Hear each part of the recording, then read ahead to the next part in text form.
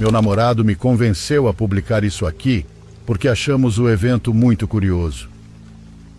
Há aproximadamente um mês, começamos a ouvir um celular tocando dentro de nossa casa. É um telefone com um toque de chamadas e mensagens desconhecido. Não é de nenhum de nós e toca a qualquer hora, até mesmo de madrugada. Não entendemos de onde vem esse som, por mais que o tenhamos procurado. Também não é provável que esse ruído venha de outra casa e chegue até aqui, porque estamos em um local um pouco isolado e nossos vizinhos mais próximos são um restaurante com uma varanda ao ar livre. Sendo assim, é impossível que alguém deixe o celular na varanda o dia todo e a noite toda. Também descartamos a possibilidade de alguém ter esquecido seu telefone aqui em casa, já que a bateria deveria ter acabado em algum momento. Sei que isso não é exatamente um tema paranormal, mas não temos nenhuma explicação, e esse evento está se repetindo com mais frequência. O som parece muito próximo.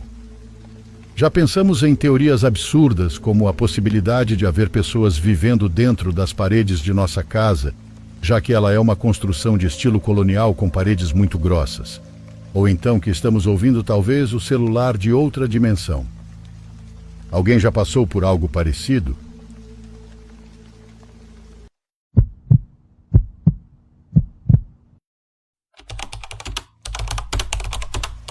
Oi a todos do canal. Estou enviando minha história e espero que gostem. Faço parte do exército e estávamos fazendo um patrulhamento entre a serra de 2 estados que já parecem desolados pelo tráfico. No entanto, naquele momento e naquela área onde nos haviam designado, estávamos relativamente tranquilos. Um senhor bastante rico tinha uma casa no lugar mais bonito daquela área de mata por onde transitávamos, bem no final do caminho asfaltado. Se eu pensasse mal, diria que ele mesmo mandou construir aquela estrada com dinheiro público quando trabalhou no governo. O único lugar a que aquela estrada levava era a sua casa. Depois continuava como estrada de terra até as demais casinhas assentadas mais acima no morro. Algum amigo lhe telefonou dizendo que homens estranhos haviam se aproximado de sua casa e acabaram nos enviando uma patrulha de 8 homens, apenas para marcar presença e dar-lhe um pouco de segurança. Na verdade, as ordens era só dar uma volta e voltar, apenas para que nos vissem. Mas ao chegar, recebemos instruções para ficar na área até uma nova ordem. Subimos um pouco mais daquela casa pelo caminho de terra para ver se encontrávamos algum movimento e, acima de tudo, algo para comer. Mas parecia um lugar deserto. Se as poucas casas do local ainda tinham habitantes, eles se escondiam muito bem. Descemos novamente e, ao chegar à casa, uma moça estava na frente, na entrada daquele enorme terreno que a cercava. Ela nos acenou e nós aproximamos. Disse que podíamos comer lá, algo que não queríamos aceitar, mas diante da necessidade e por sentir que realmente não havia perigo, acabamos aceitando. Já tinham a comida pronta para nós. 2 homens armados, provavelmente seguranças, ajudaram a levar a comida até nós e tentaram puxar conversa. "Vocês já ouviram?" nos perguntaram. Sem saber ao que se referiam, dissemos que não. "Quer dizer que ainda não notaram nada de estranho por aqui? Não entraram na floresta, por isso estão dando voltas tão tranquilos", disse o mais velho deles, rindo enquanto se afastava. "Se quiserem entender, quando terminarem de comer, me acompanhem, por favor", disse um rapazinho. Terminei de comer primeiro e, junto com outro companheiro, chamamos aquele jovem segurança. Pedimos autorização para acompanhá-lo ao interior da propriedade para que nos mostrasse o que os deixava tão inquietos.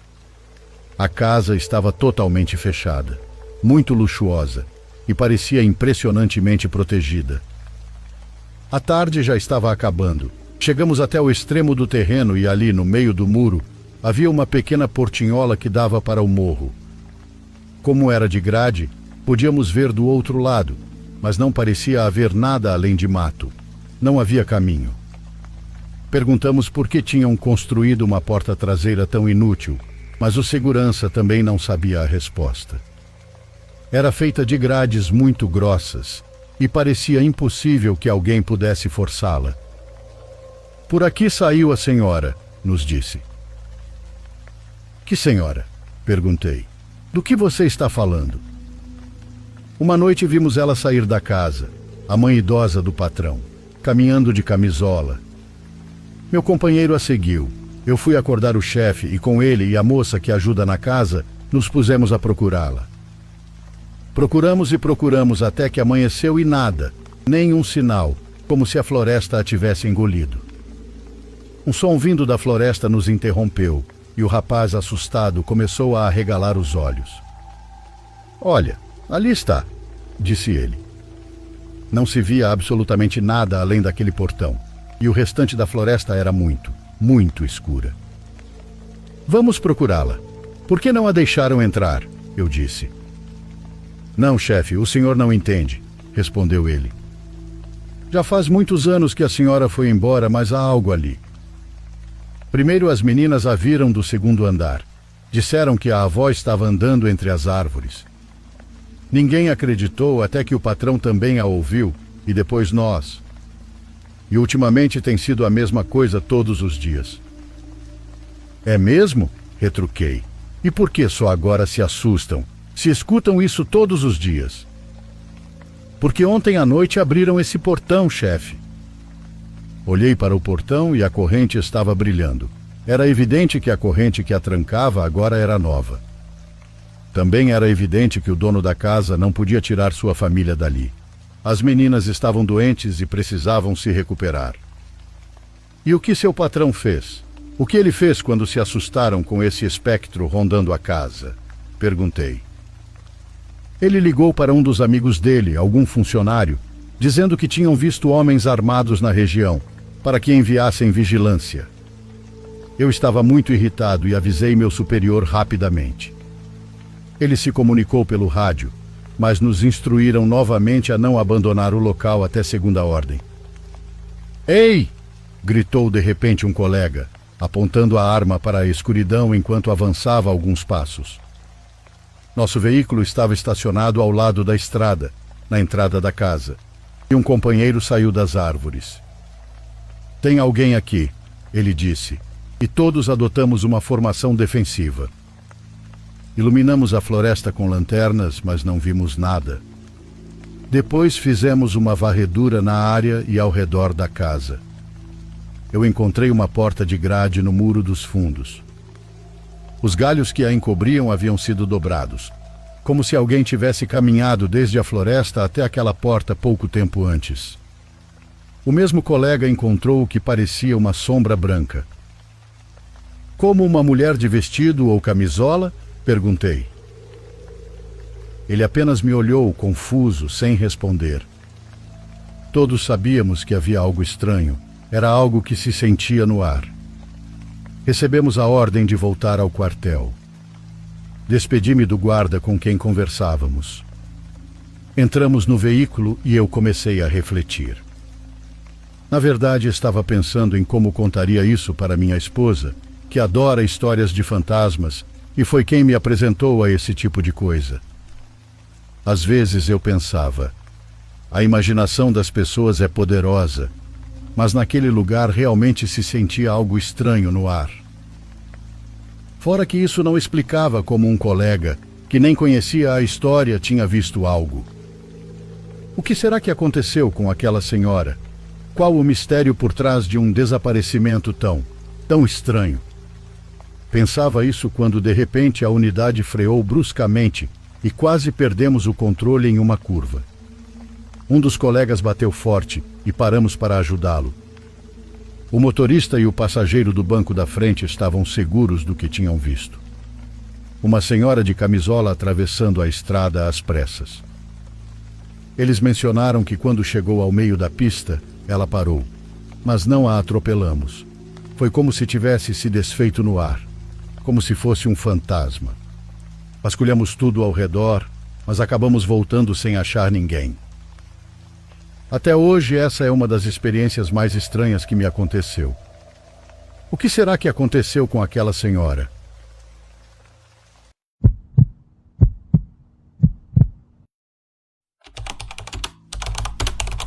Olá, diário.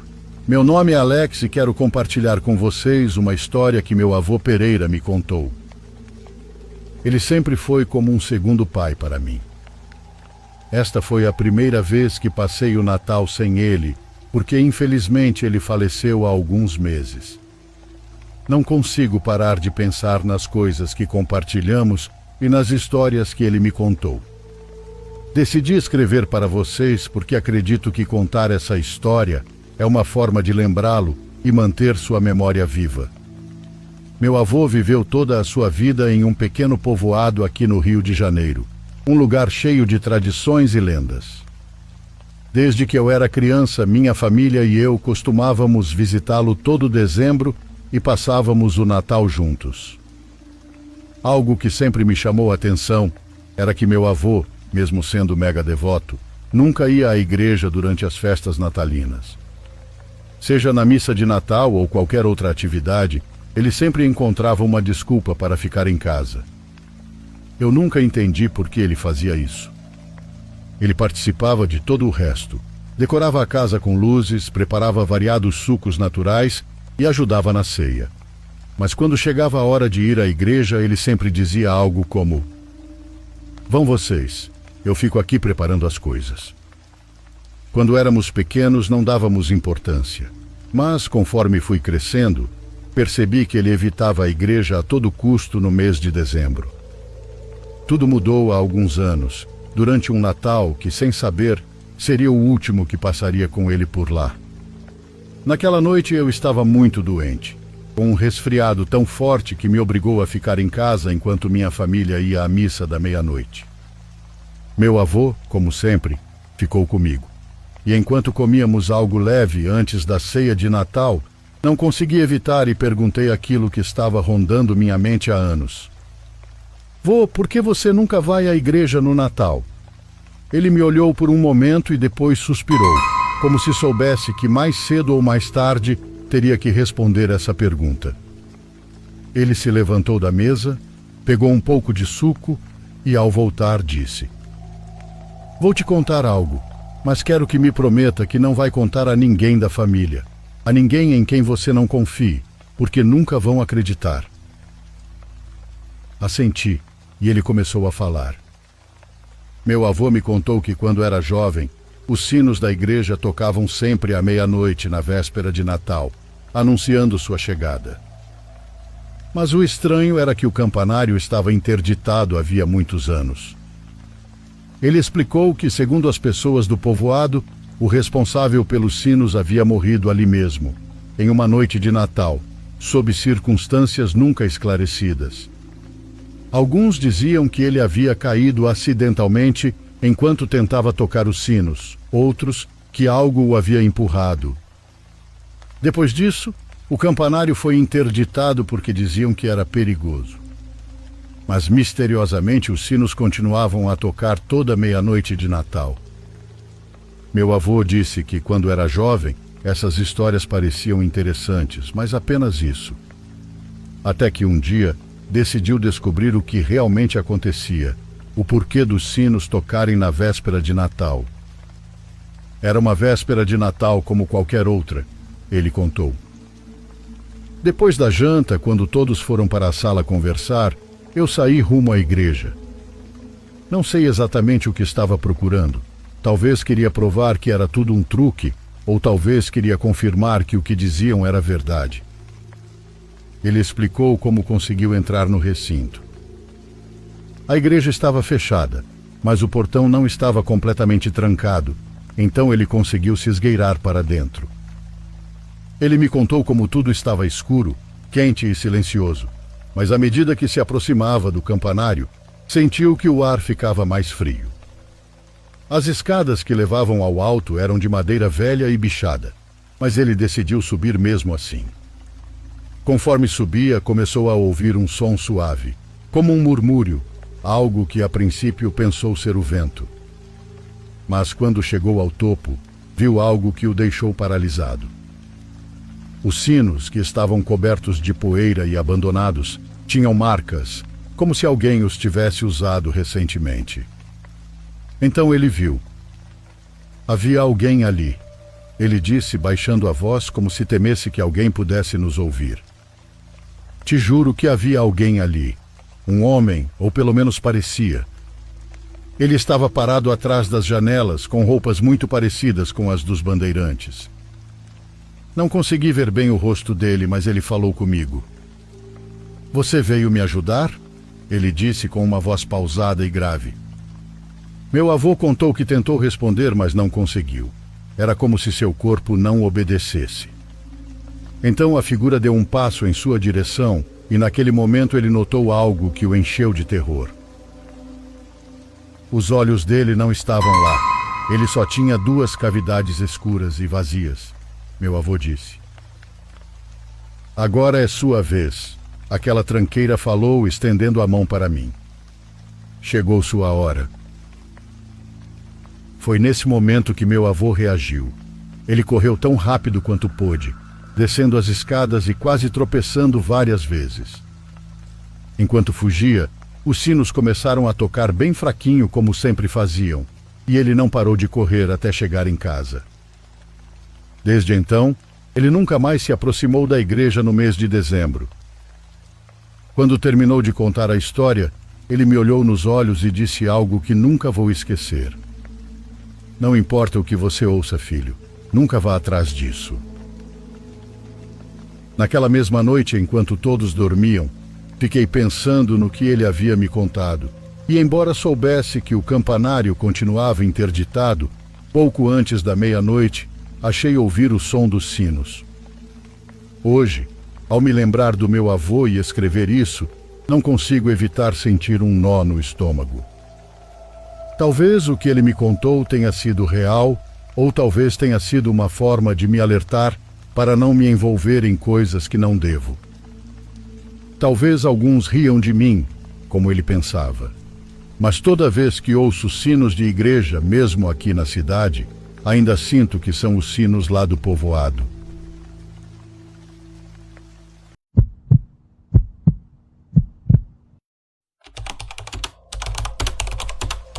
Depois de uma fase bem difícil, acabei em uma cabana velha nos Ozarks.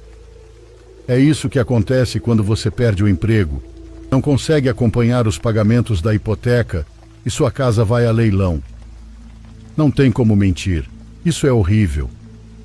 Minha esposa faleceu de câncer há 2 anos e desde então cada dia parecia uma luta contra a correnteza. Eventualmente fiquei sem forças. Depois que o banco tomou minha casa em 2014, pedi um favor a um velho amigo que possuía uma cabana no Arkansas, perto da borda da floresta. Ele disse que eu poderia alugar por quase nada, pelo menos até me reerguer. Assumi que seria melhor do que dormir na minha caminhonete velha. Então juntei o pouco que me restava e me mudei. Se você não conhece Ozarks, lá é tranquilo, mas também pode fazer você se sentir como se estivesse vivendo em outro mundo. A cabana ficava ao lado de uma estrada de cascalho estreita, ladeada por árvores altas e tortas. O lugar era pequeno e bem feio, sem TV, sem internet, e a varanda inclinava-se um pouco para a direita.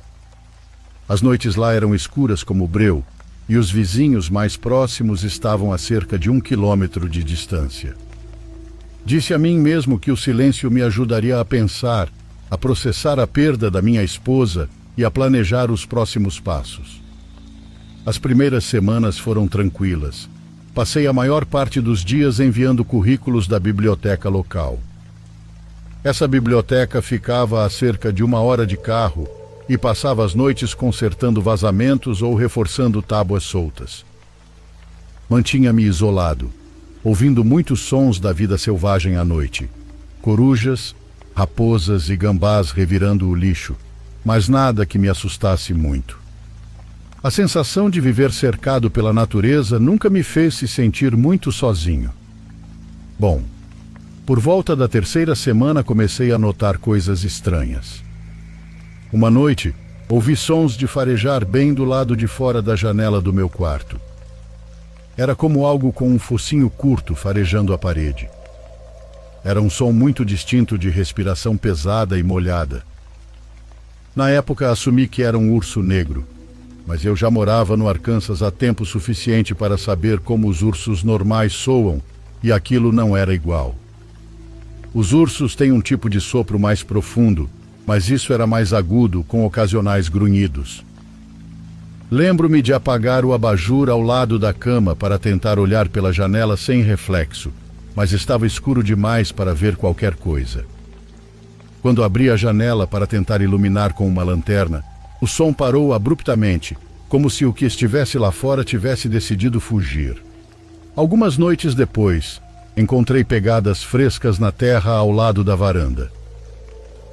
Eram grandes, mas não tão grandes quanto uma pata típica de urso negro. E o que realmente me intrigou foi o formato. Os dedos eram muito longos e parecia haver um arco mais curvado. Isso me deixou arrepiado.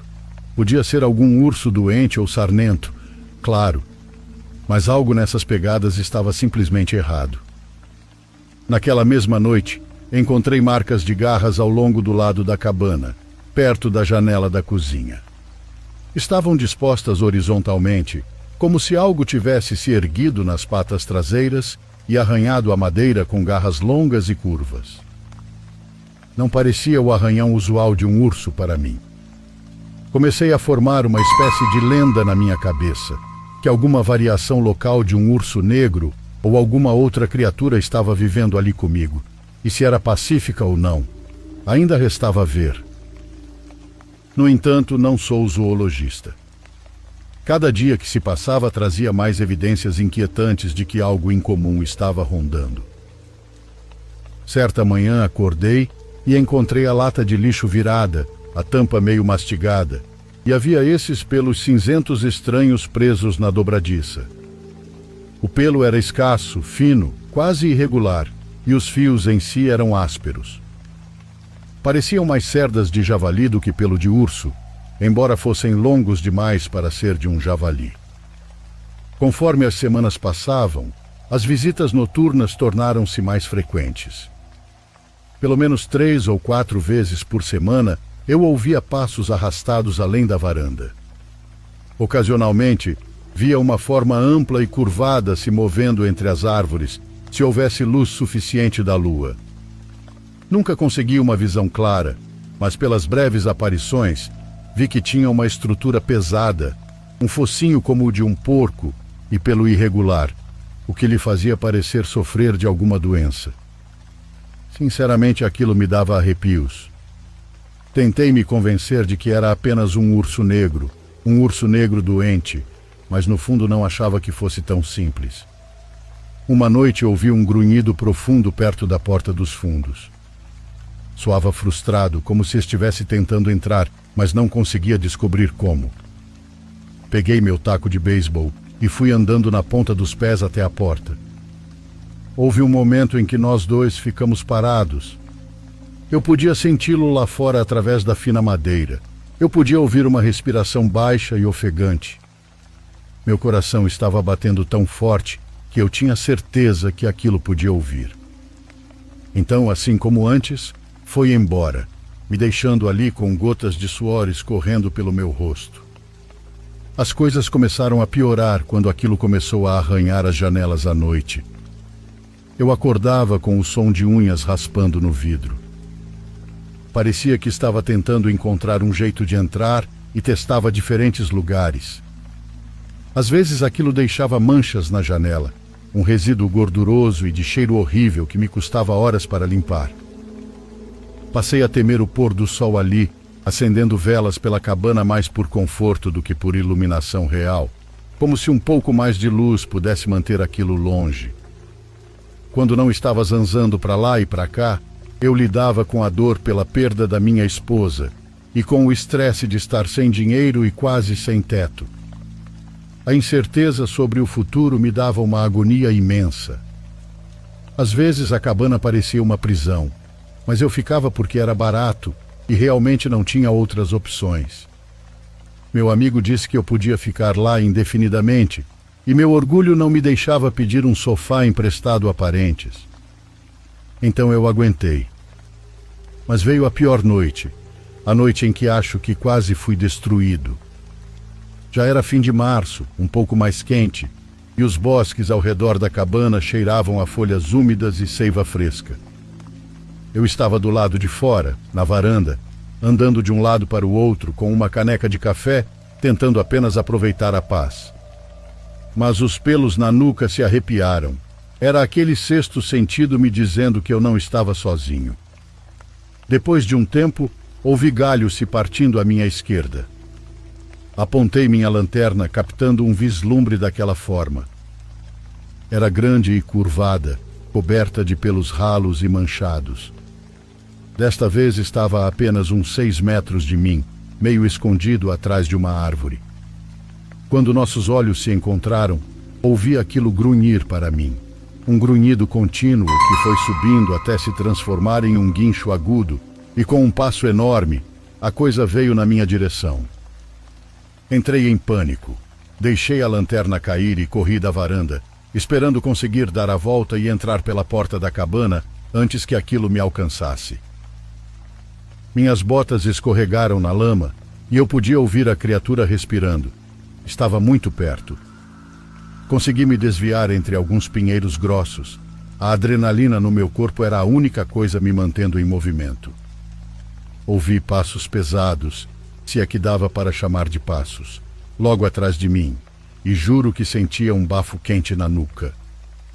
Desviei ao redor de uma árvore, quase batendo o rosto no tronco. Foi então que vi a luz da varanda da cabana no canto da visão.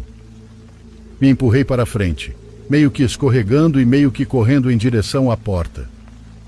Por algum milagre cheguei à varanda, puxei a porta e me joguei para dentro.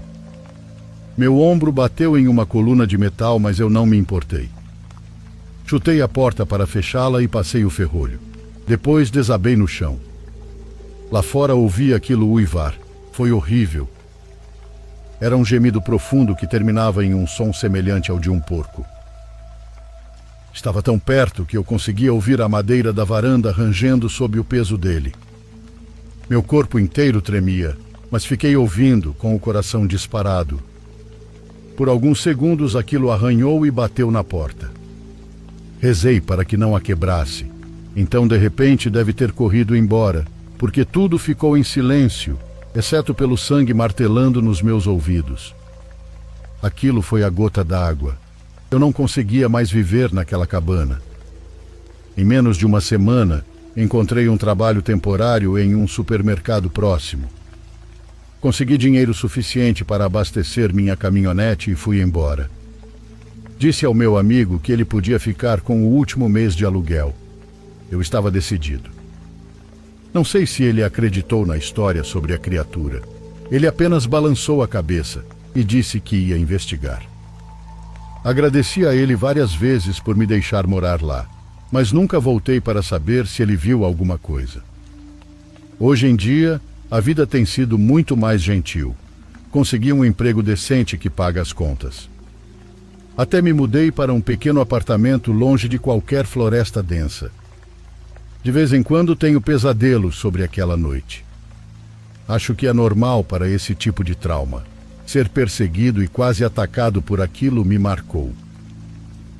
Talvez eu nunca saiba realmente o que era aquilo, mas aprendi que compartilhamos o mundo com coisas que não entendemos completamente.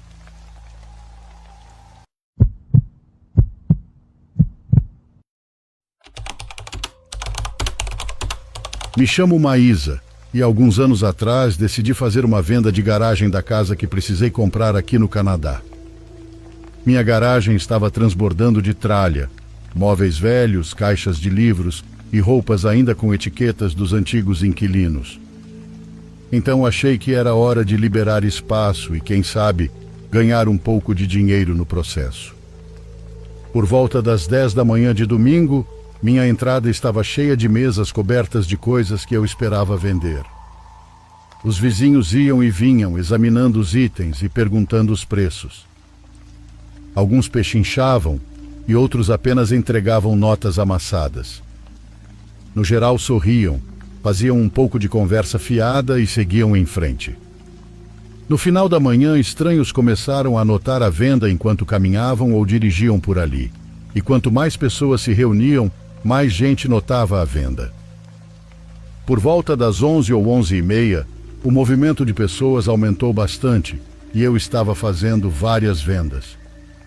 Em certo momento, notei um homem parado perto de uma mesa de ferramentas. Ele pegava uma chave inglesa, depois um martelo, virando-os nas mãos como se estivesse decidindo entre um ou outro.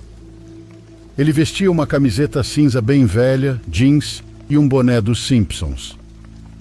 Havia algo incomum nele, algo no jeito que seus olhos se moviam de um lado para o outro, que me deixou inquieta. Presumindo que ele estava procurando por quem estava organizando a venda, fui até ele e me apresentei. O homem disse que estava interessado nas ferramentas e perguntou se eu tinha mais. Sua voz era meio sem emoção, como se estivesse lendo de forma bem ruim. Apontei para uma caixa com coisas diversas no fundo da garagem e ele acenou com a cabeça antes de caminhar lentamente até lá. Ao meio-dia, o fluxo de pessoas diminuiu e, como eu estava cansada, decidi encerrar. Foi então que notei o homem do boné dos Simpsons novamente.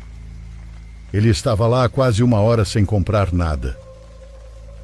Ele andava de um lado para o outro na beira da garagem, passando pelas mesas como se não tivesse visto tudo mais de 3 vezes. Naquele momento, ele não parecia mais estar olhando para os itens, parecia estar olhando para mim. Tentei ignorá-lo e anunciei que estava prestes a encerrar a venda e me concentrei nos últimos compradores. Uma mulher perguntou sobre um abajur. Um adolescente comprou um monte de CD de PlayStation, mas o tempo todo eu mantinha um olho no homem do boné, tentando fingir que não estava fazendo isso. Quando a garagem ficou vazia, exceto por ele, comecei a guardar as coisas. Disse a ele que a venda tinha acabado e que precisava levar tudo para dentro. Ele não foi embora. Apenas ficou parado, me observando com as mãos nos bolsos. Comecei a ficar nervosa, mas disse a mim mesma que ele era inofensivo, apenas um pouco estranho, e que era minha ansiedade falando. Carreguei algumas caixas para dentro da garagem, sempre de olho nele. Quando me virei novamente, ele tinha se aproximado. Agora estava no meio da garagem, olhando para uma das mesas. Ele mencionou algo sobre as ferramentas de novo, mas sua entonação não parecia realmente uma pergunta. Eu disse bem séria que as ferramentas não estavam mais à venda, que o dia tinha acabado. Ele acenou, mas não foi embora. Em vez disso, abaixou-se e pegou um martelo, virando-o nas mãos novamente. Naquele momento, senti minha garganta secar. Disse para ele colocá-lo no lugar e ir embora, mas ele apenas me encarou, como se estivesse pensando em fazer algo. Não sei o que o motivou. Talvez tenha sido o jeito como eu disse, ou talvez ele já estivesse planejando aquilo o tempo todo. Num segundo ele estava parado, e no outro estava vindo em minha direção, muito rápido. Recuei, tropeçando na borda da garagem. Ele levantou o martelo e eu me virei para correr. Mal consegui chegar à saída antes dele me agarrar, cravando as unhas em meu braço. Me desvencilhei, puxando com força, mas tropecei em uma caixa de brinquedos. Ele estava logo atrás de mim, pairando sobre mim enquanto eu me arrastava para trás, procurando por algo para me defender. Minha mão encontrou algo sólido e pesado, uma chave inglesa da caixa que ele havia revirado antes. Sem pensar, balancei a chave, que o acertou com um som horrível. Ele cambaleou para trás, segurando na mesa com o rosto contorcido de raiva. Não esperei para ver o que ele faria em seguida. Me levantei e corri, entrando pela porta lateral da casa. Bati a porta, tranquei e me encostei nela, tentando ouvir qualquer som do lado de fora. Por um momento tudo ficou quieto, então ouvi o som de passos sobre as pedras, se afastando. Fui até a janela, olhando pelas persianas, e ele tinha desaparecido. A garagem estava vazia e as mesas da venda espalhadas com o que tinha sobrado das minhas coisas. Liguei para a polícia com a voz tremendo enquanto explicava o que havia acontecido. Para minha surpresa, Eles chegaram mais rápido do que eu esperava. Mostrei onde tinha acontecido. Apontei para o martelo que ele deixou cair e para a chave inglesa que ainda estava no chão da garagem. Eles pegaram meu depoimento, fizeram perguntas que eu mal conseguia responder, mas nunca o encontraram. O homem que transformou uma venda tranquila em um pesadelo desapareceu tão rápido quanto apareceu. As semanas se passaram e eu ficava esperando que ele voltasse para terminar o que começou. A cada carro que entrava na entrada ou batida na porta, meu coração disparava. Parei de fazer vendas de garagem e deixei de abrir aquela porta. Não consigo esquecer o olhar dele em mim e a mão segurando o martelo com força. Algumas noites, sonho com o que aconteceu e acordo com a cama ensopada de suor. Não sei se algum dia irão pegá-lo ou se ele está por aí procurando sua próxima vítima. Tudo o que sei é que nunca mais me sentirei verdadeiramente segura em minha própria casa.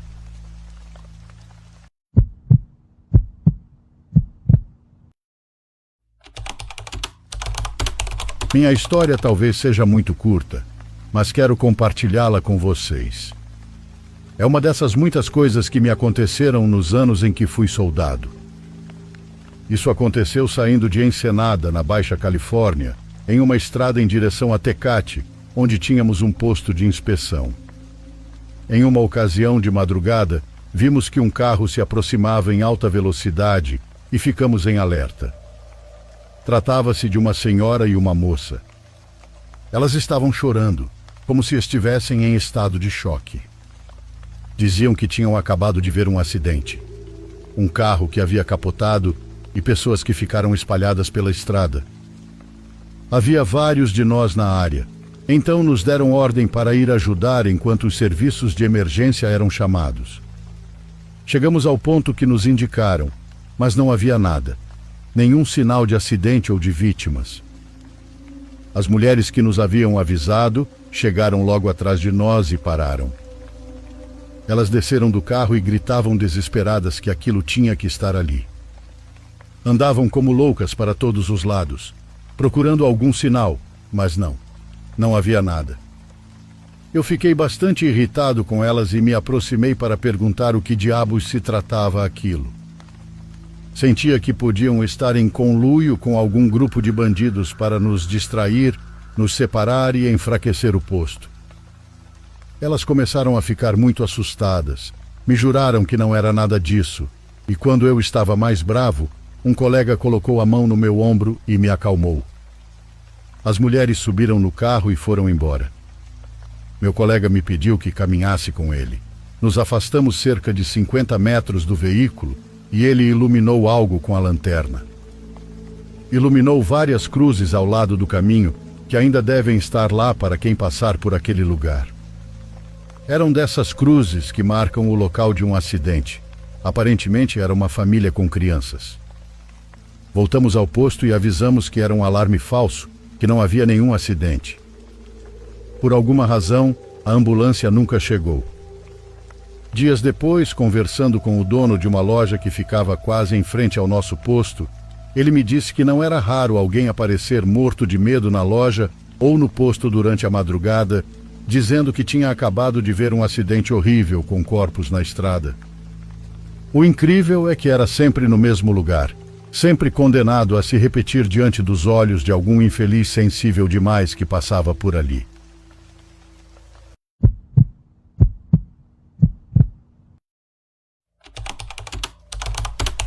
Eu moro em uma casa de bairro com minha irmã mais velha. Alugamos o lugar e dividimos as contas. Isso aconteceu em outubro passado, quando o clima estava começando a esfriar. Minha irmã tinha planos de encontrar alguns amigos em outro estado, então ela ficaria fora por quase uma semana inteira. Ela me convidou, mas eu não podia tirar folga do trabalho. De qualquer forma, ela saiu na segunda de manhã, que era um dia em que eu não trabalhava. Eu limpei a casa e aproveitei para ter um tempo sozinha. No mesmo dia, por volta das 14 horas, houve uma batida na porta. Achei que fosse talvez um pacote que minha irmã tivesse encomendado, então fui atender. Na porta havia um homem com uns 40 e poucos anos. Ele não estava segurando nenhum pacote ou algo assim. "Olá, como posso te ajudar?" perguntei. O homem me olhou nos olhos por um tempo desconfortavelmente longo antes de responder. "Ah, eu só queria ver quem morava aqui. Desculpe, não quis incomodar." Ele sorriu, fez um aceno com a cabeça e foi embora. Achei aquilo estranho e realmente não entendi o que ele quis dizer com aquilo, mas fechei a porta e continuei meu dia. Até onde eu sei, nada mais aconteceu pelo resto da tarde. No dia seguinte eu tinha trabalho, então acordei cedo e fui para o escritório. Voltei para casa às 18 horas. Meia hora depois, enquanto eu estava cozinhando o jantar, houve outra batida na porta. Olhei pelo olho mágico antes de atender dessa vez, e era o mesmo homem do dia anterior. Foi fácil reconhecê-lo porque ele estava usando exatamente as mesmas roupas. Abri a porta, mas dessa vez com mais hesitação. Apenas uma fresta. "Está tudo bem?" perguntei. Ele sorriu e disse como se eu estivesse sendo boba por perguntar. "Claro que está tudo bem." Ele então disse que estava só verificando como eu estava. A maneira como ele disse isso foi como se fosse algo esperado ou natural. "Ah, você é meu vizinho? Eu não sabia." Respondi assumindo que ele devia ser um daqueles vizinhos mais velhos e curiosos. Ainda seria estranho ele vir me checar, mas ao menos explicaria algo. "Não, só estava andando por aqui", ele disse. Ele estava realmente começando a me assustar, então disse que estava bem e fechei a porta. Esperei que ele saísse da minha varanda e voltei a cozinhar. Mandei uma mensagem para minha irmã naquela noite, perguntando se ela já havia encontrado aquele homem antes, mas ela disse que não. Fiquei paranoica o resto da noite. Eu me sentia segura dentro de casa, com todas as portas trancadas e tudo mais, mas também tinha a sensação de estar sendo vigiada. O que aquele homem poderia querer que não fosse algo assustador? A noite passou sem mais sinais dele, e o mesmo aconteceu no dia seguinte. Ele não bateu na porta, e eu esperava que talvez realmente não fosse nada com que me preocupar. No dia seguinte, eu estava de folga, e seria o último dia que minha irmã estaria fora. Passei a maior parte do tempo dentro de casa, apenas relaxando, lendo e assistindo YouTube. De vez em quando eu espiava pelas janelas, só por precaução, mas nunca via nada.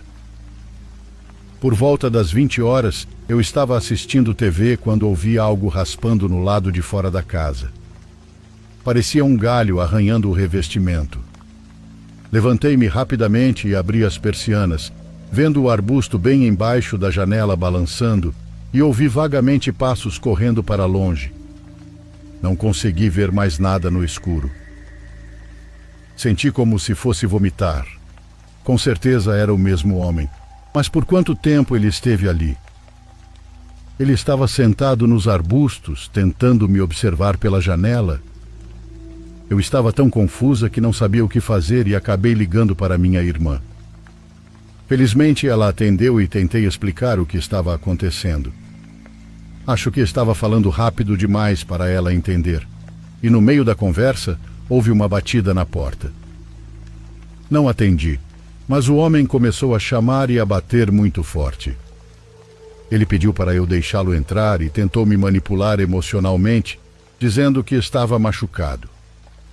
Depois ele inventou desculpas para estar do lado de fora da minha casa e começou a se desculpar por tudo. Ele continuou a bater na porta. Era assustador e perturbador o quão desesperado ele estava para eu abri-la. Claramente havia algo errado com ele. Minha irmã me disse para ligar para a polícia imediatamente. Então desliguei e fiz o que ela disse. O homem ficou ali por mais uns 5 minutos, ainda tentando me convencer a deixá-lo entrar antes de finalmente sair correndo. O que ele realmente queria é um mistério, assim como por quanto tempo ele estava me perseguindo. Ele pode ter descoberto que minha irmã estaria fora a semana inteira. De qualquer forma, não o vi desde então. Espero que tenha acabado.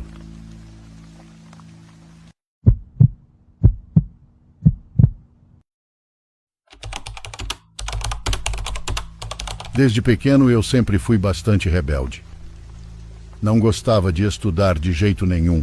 Só ia à escola para jogar futebol e brincar com meus amigos. Aos 15 anos deixei a escola porque sentia que aquilo não era para mim. Foi uma decisão que meus pais respeitaram, mas disseram que eu precisava arrumar um trabalho.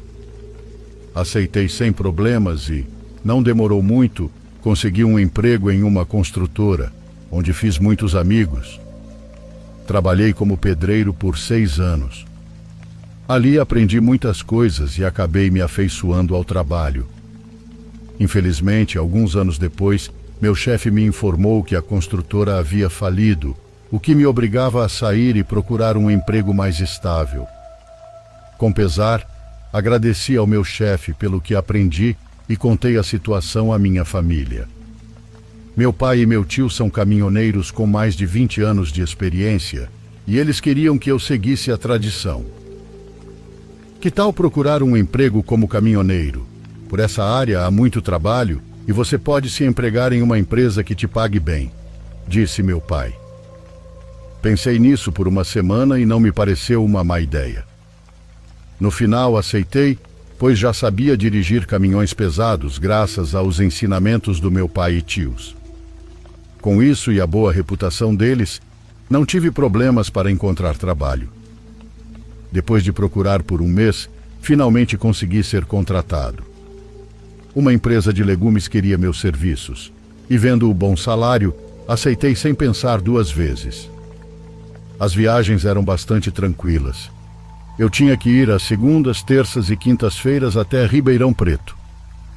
Quarta e sexta-feira eram os melhores dias, com viagens ainda mais rápidas, pois ia até Uberaba. Para ser sincero, estava muito feliz. O pagamento era excelente e as viagens tranquilas. Eu me sentia cheio de energia para começar meu novo ofício. Os primeiros 2 meses foram bastante normais. Nada fora do comum aconteceu. Como esperado, fiz as entregas requeridas e rapidamente fui ganhando a confiança dos meus colegas e chefes. No entanto, uma noite, algo que jamais esquecerei aconteceu, algo que me marcaria para o resto da vida. Isso aconteceu em uma quarta-feira. Eu tinha que ir até a Santa Casa para entregar uma carga de vegetais. Deveria sair às 10 da noite, o que tornaria a viagem solitária. Por sorte, eu tinha minha música, que sempre me fazia companhia. Sem mais, subi no caminhão e comecei minha viagem. Eu estava dirigindo havia 1 hora, chegando a uma parte bastante perigosa da estrada, mais escura e estreita que o resto, cercada por uma floresta densa. Ao redor, não havia casas e muito menos pessoas. Os primeiros postes de iluminação estavam a vários quilômetros. Estava dirigindo com cuidado, até que, à distância, vi um vulto escuro saindo do mato. Conforme a distância diminuía, percebi que era um homem, quase nu, rastejando como um animal de 4 patas. A visão já era perturbadora por si só, mas ficou ainda mais quando percebi que ele estava vomitando o que parecia ser sangue, enquanto se movia cambaleando. A primeira coisa que pensei foi que se tratava de alguém ferido, ou talvez um bêbado que estava nas últimas. Seja como for, era preocupante e estranho o fato de que alguém estivesse no meio do nada. Antes de chegar ao sujeito, parei e desci do caminhão. Algo que agora, pensando bem, foi muito ingenuidade da minha parte, especialmente sabendo sobre a vida dura que vivemos nas estradas. A única coisa que posso dizer é que eu era um novato, sem experiência.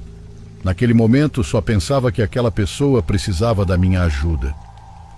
Enquanto me aproximava, pude ver como o sujeito se contorcia de forma assustadora. "Ei, amigo, você não parece estar muito bem. Quer que eu te leve até a cidade?" Perguntei com um pouco de desconfiança. Mal terminei de falar e ouvi o sujeito emitir sons aterrorizantes, como se tentasse respirar, mas não conseguisse. Imediatamente comecei a recuar, com a intenção de voltar para o caminhão. Nesse momento, o homem parou de tentar respirar e fixou o olhar em mim, levantando-se. Fiquei petrificado. Seus pés estavam torcidos e parecia que ele mal conseguia se manter em pé. Seu olhar refletia um ódio que eu nunca havia visto em ninguém na minha vida. Sentia que, a qualquer momento, ele se lançaria sobre mim para me matar. Mesmo querendo desesperadamente sair dali, não conseguia me mexer. Meu corpo não respondia, e creio que não era de medo. Algo não me deixava se mover. Só consegui sair desse estado depois de ver o rosto do homem se desfazendo, como se tivessem jogado óleo quente sobre ele. Ele exalava um cheiro horrível enquanto o sangue começava a escorrer do seu nariz e boca. Como se a situação mal tivesse começado, aquela coisa começou a rir, certamente se divertindo com o medo que via em mim. Virei-me e corri de volta para o caminhão. Entrei e arranquei às pressas, vendo pelo retrovisor aquela pessoa ou coisa parada à beira da estrada. Eu estava com o coração acelerado e quando achei que tinha deixado tudo para trás, ele surgiu ao meu lado, como se fosse fácil acompanhar a velocidade que eu estava. Mesmo com os pés torcidos, aquilo corria normalmente e rápido. Estive em uma espécie de perseguição por alguns minutos, até que finalmente o perdi de vista. Alguns minutos depois, cheguei a uma lanchonete para tentar me acalmar e superar o susto que tinha acabado de passar. Quando desci do caminhão, vi que havia arranhões perfeitamente marcados em um dos lados do veículo. Assustado demais para ficar mais um minuto do lado de fora, entrei no local. Todos me olharam com espanto. Notei que fizeram silêncio assim que cruzei a porta. "Ei, amigo, o que aconteceu? Parece que você está passando mal", disseram dois caras que se identificaram como colegas de profissão. Notei pela expressão deles e pelo tom que falavam de brincadeira, mas logo ficaram sérios ao notar meu rosto pálido de medo. Foi então que decidi contar o que havia acontecido, sem esperança de que acreditassem, mas apenas para desabafar. "Quanto tempo você está nessa de ser caminhoneiro?", perguntou um deles. "Uns 2 meses. Por quê?" "Já entendi. Você deveria tomar mais cuidado. Eu e meu colega também já vimos essas coisas. Às vezes eles simplesmente aparecem em uma curva da estrada e ficam te olhando, embora outros digam que eles se jogam na frente do caminhão para causar acidentes." Conversamos mais um pouco, mas logo trocamos de assunto. Fiz minha entrega e voltei para casa sem mais ocorrências. Essa foi a única vez que presenciei algo dessa magnitude.